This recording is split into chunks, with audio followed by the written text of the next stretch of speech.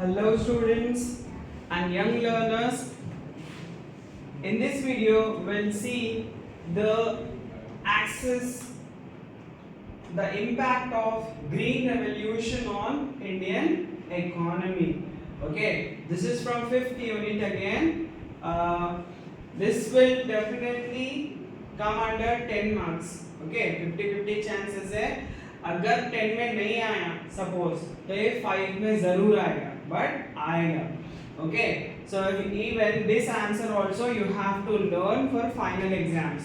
Okay, the impact of green revolution on Indian economy. Now the question arises, what is green revolution? Green revolution का मतलब क्या है? Green revolution मतलब यहाँ पर way back in 1960s में first time high yielding variety seeds को use किया गया. जो हम हाइब्रिड बोलकर बोलते हैं ना, हाइब्रिड जो बड़े से फ्रूट्स, जो नॉर्मल साइज से बड़ा साइज का फ्रूट रहेगा वो हो जाएगा हाई यील्डिंग वैरायटी फ्रूट. मतलब जो हाइब्रिड फ्रूट है या हाइब्रिड वेजिटेबल है उसको हम HYV सीड्स बोल के बोलेंगे. तो फर्स्ट टाइम 1960s में केमिकल फर्टिलाइजर्स यूज किया गया था.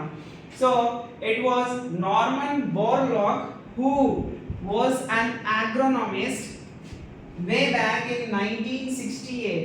ही won a Nobel prize for his work. Okay, तो उन्होंने यहाँ पर केमिकल फर्टिलाइजर्स HYV सीड्स को इंट्रोड्यूस किया. तो वहां से फिर Indian here Agricultural Development Program, here IADP. So here this program was adopted in 1960 to 61 with the help of seven districts. यहाँ पर 7 districts को पहले select किया गया और उसमें HYV seeds और chemical fertilizers को use करके agriculture करने का सोचा गया. It was very successful at that time. So by seeing that, again they added more districts. 117 districts they have added. तो यहाँ पर 117 districts को उन्होंने add किया and name दिया here IAAP, Agricultural Area Development Program. So here by this what happened here, जो हमारा agriculture का प्रोडक्शन था वो डबल हो गया. अर्लियर बिफोर 1960s साल में एक बार वो काम करते थे, but with the help of HYV seeds and chemical fertilisers यहाँ पर अब साल में 2 बार वो लोग काम कर रहे हैं और उनका जो प्रोडक्टिविटी है वो बहुत ज्यादा इंक्रीज हुआ. Specially the cash crops like wheat, bajra, jowar, maize. So all these kind of cash crops production have been increased. So here under this first point is increase in agriculture production and productivity.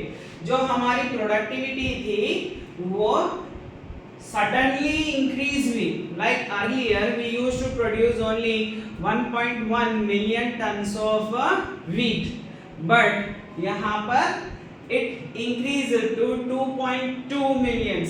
तो यहाँ पर एक number अपने आप को multiply कर लिया, उतना ज्यादा प्रोडक्शन होना स्टार्ट हुआ.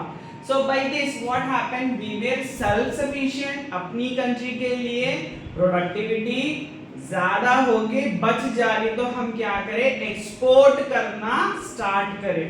Okay, so this revolution was also known as wheat revolution. क्यों? यहाँ पर व्हीट का प्रोडक्शन उतना ज्यादा स्पीडली इंक्रीज हुआ.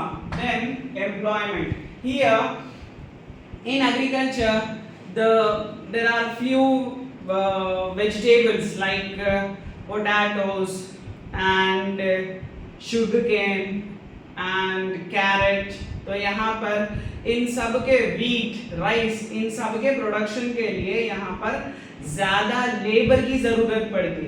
तो यहाँ पर जो किसान साल में सिर्फ एक बार काम करते थे, अब उनको 2 बार काम मिलना स्टार्ट हुआ due to this green revolution, जहां पर लोगों की लाइवलीहुड, लोगों के पास पैसा नहीं होता था किसानों के पास, they used to commit suicides, but now with the help of green revolution अब यहाँ पर उनका जो लाइवलीहुड था वो थोड़ा स्टेबल होना स्टार्ट हुआ।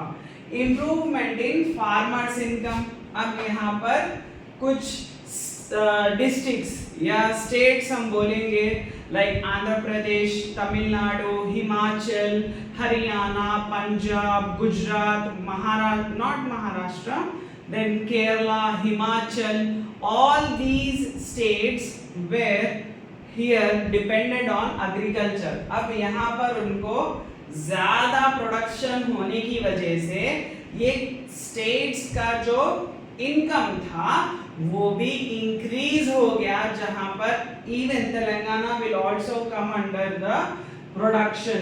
तो यहाँ पर हमारी कंट्री में राइस और कॉटन का प्रोडक्शन होता। तो here even we and all other states improved their livelihood और उनकी इनकम यहाँ पर इंक्रीज हो गई। Then last point is improvement in exports.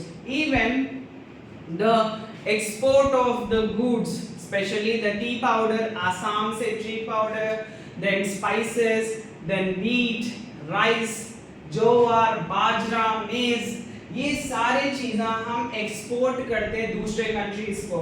So here जहां पर हमारा जो अर्लियर एक्सपोर्टिंग नंबर था 284 टन्स, अब यहाँ पर वो इंक्रीज होके 2 लाख मिलियन टन्स हो गया। सो यहाँ पर we can understand that green revolution आने की वजह से यहाँ पर प्रोडक्शन इंक्रीज हुआ, प्रोडक्टिविटी में इंक्रीज हुआ, एम्प्लॉयमेंट अच्छा हो गया, फार्मर्स की इनकम भी अच्छा हो गई और यहाँ पर हमने एक्सपोर्ट करके भी अपनी इनकम को बढ़ा लिया।